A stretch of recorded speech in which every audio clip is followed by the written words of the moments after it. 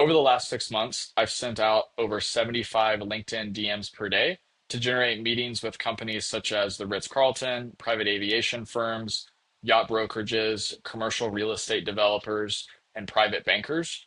And in this video, I'll be breaking down the exact system and approach that I did to do that and dispel some myths about LinkedIn as a channel for outbound because 99% of sales leaders and sales reps that I talk to have tried to use LinkedIn as a viable channel when it comes to their business development, but it hasn't been something that they can actually gain traction with and convert into a system where they are booking more calls and generating revenue from LinkedIn as a channel. And so I'll go ahead and I'll break this down. I'll get into our approach, how we specifically implement this in our go to market at our firm, and then also for our clients. And by the end of this video, you'll be able to architect this system yourself, start booking calls from LinkedIn starting as soon as today once you finish this video. So I'll go ahead, I'll get right into it, and we can break down the system so that way you can start to utilize LinkedIn as a channel successfully. Now, to understand my thesis a bit more on this, we start with cold email as the first channel with a go-to-market initiative because there is more sending capacity via cold email. The data is a bit easier to read. The testing is faster, and it's easier in terms of finding offer market fit, message market fit, compared to LinkedIn, which is more of a technical system. If you're doing it at scale with a multitude of different accounts, and it's also very difficult to generate any real data if you're going to sit there from your LinkedIn DMs and try to do the napkin math on, okay, I sent this many messages and it generated this many responses. You're going to have to do a lot of that manually or plug it into something like Claude.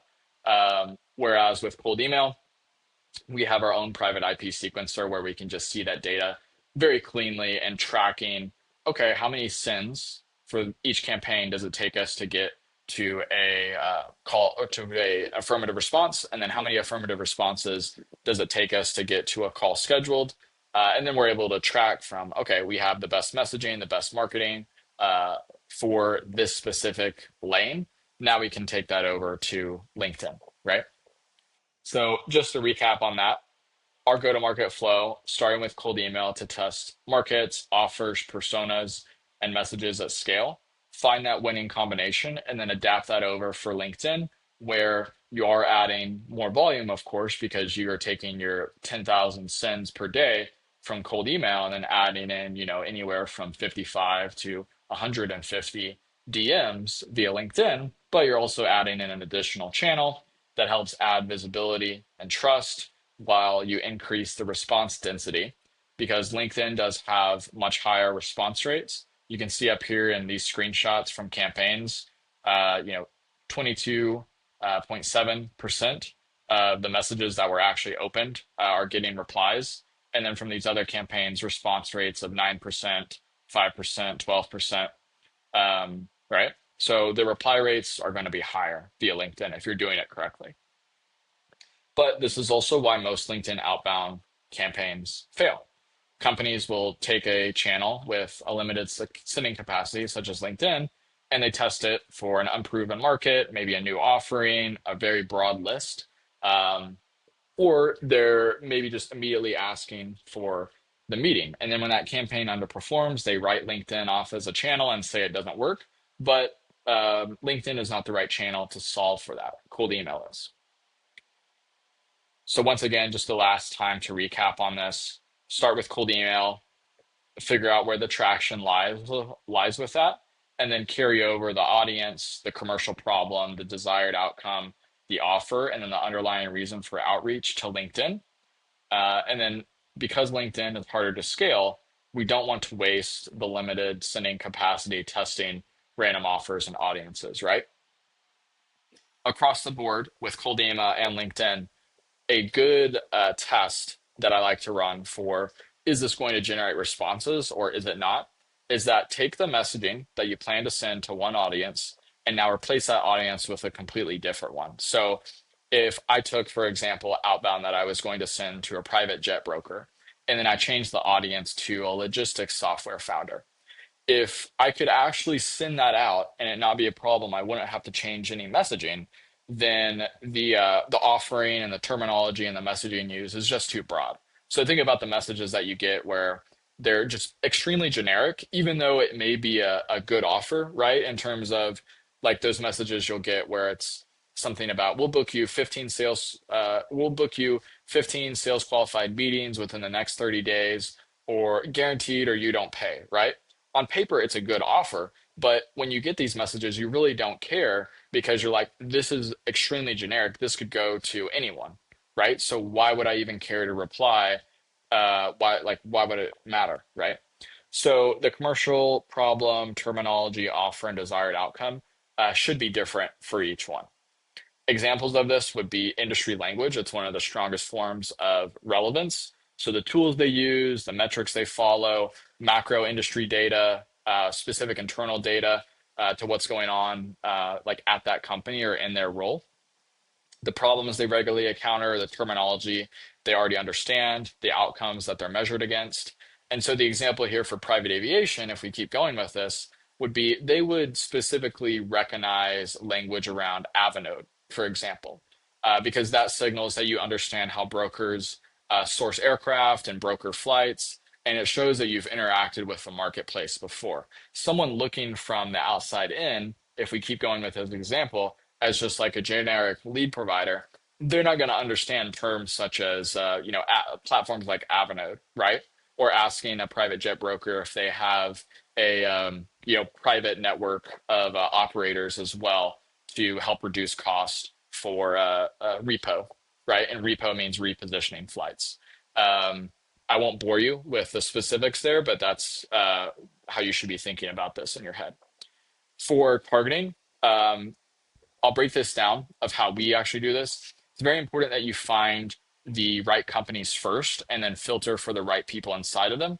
A lot of times on Sales Nav, what people will do is they will start with the lead filters and they'll just go to get like the job titles, location, and maybe industries, and they'll be like, okay, that's good. But you are going to have some lists here that are too bloated and the targeting isn't specific enough. So start by filtering for the right companies and build an account list. And so you're mainly searching for industry, company size, headquarters, location. Go through that account list and make sure they actually match your ICP. Save that account list, and then you take that and then you actually go inside the lead filters and plug in the job title, seniority, function, geography, maybe like are they posted on LinkedIn? Are they not to filter for how active they are? But think about this of like you were a third grader and you're trying to find the right teacher at the right school, right? It wouldn't make sense for you to just like go to all these like random different schools. The account filter would help you choose like the right school to start with, and then you're able to find like your teacher's room by already knowing you're within that school that you need to be in, right? So all the different classroom doors would be like the different specific people, right?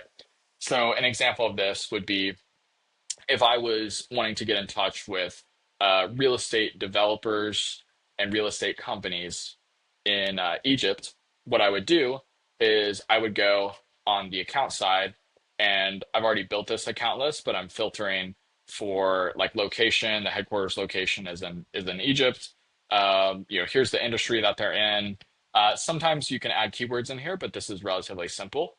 Save this list so you have the list of companies here, and then now take that over into the leads section and you can pop up the account list for Egyptian real estate developers.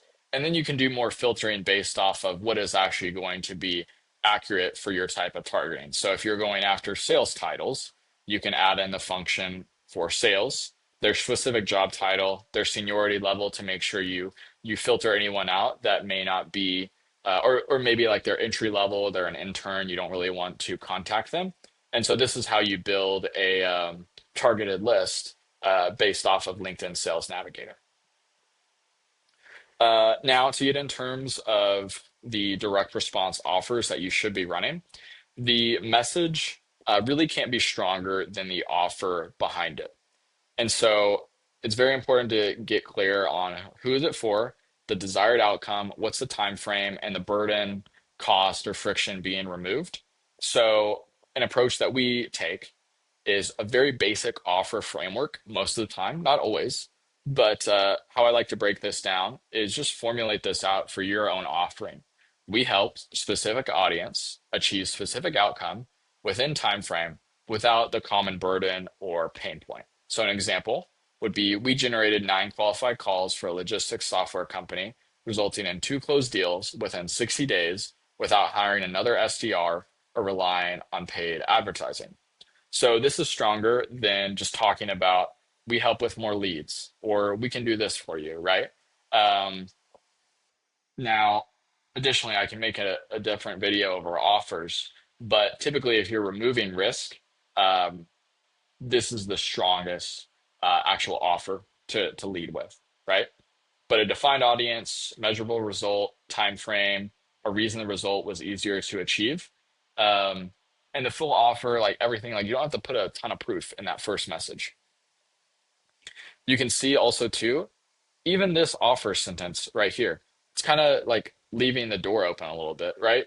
Of course, this isn't the entire message, but if you were a logistics software company and let's say you were a newly hired business development lead or head of demand growth or head of sales, right? This would be relevant to you, especially if you were new in the role because you're thinking about how do I de-risk my position of maybe being fired or whatever it may be, right? Um, and then examples of messages that keep the door open for replies would be things such as curious if you're seeing the same thing on your side, if you're stating something that is based off of macro industry data or something internal to their firm. How is your team planning to tackle that over the next quarter? Is this something your expertise is aligned with? Making them qualify themselves? Is increasing qualified demand within this segment something you're currently prioritizing? Making them validate, like, is this something that's actually on your radar? So the goal is not to prove that you researched them or looked like what university they went to or what city are they living in. And hey, like you're in Toronto, did you catch the Blue Jays game last night? Everybody knows that that is automated and it's not actually relevant. Um, so some examples here of bad messages that I've got myself, and you've probably gotten the same ones where you just file these away, right? Maybe you don't even accept their connection request. Maybe if you do, you just accept the connection request and file it away. You don't even read it because it's just a wall of text of very generic stuff. So you can see here, I won't read through all of them, but hi, Will. I hope you're doing well. I help businesses grow through LinkedIn and email outreach, right? With over 5 years of experience in lead gen, email list building, data entry, event, webinar registration, finding potential clients, booking meetings like that. The what I'm talking about here is like he's listing out all of these things that you could just say like business development or you could say growth. That's all you have to say, right? And if he led with a specific outcome of maybe he was talking about a business development firm that specifically works in the finance space or specifically does work in the energy sector, okay, that's a bit more relevant for what I'm doing. But with what he's saying of like driving sales growth, sure, everybody wants that, and everybody that is involved with that service is going to claim that they can do that. So there's no reason for me to actually respond. Um, Same thing here with it's just very generic, and there's not really an offer here too. It's just like looking forward to staying in touch. Um, but you can tell that this is automated, right? Nobody would really sit here and send this out manually.